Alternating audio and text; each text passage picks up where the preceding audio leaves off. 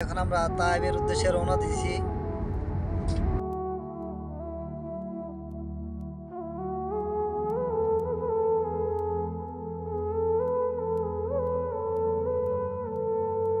পরিবারে বলতে হলো যে আমাদের প্রিয় নবী হযরত মুহাম্মদ সাল্লাল্লাহু আলাইহি সাল্লাম চলার পথে যে রাস্তায় যে কাঁটা দিত সেই বুড়ির বাড়ি।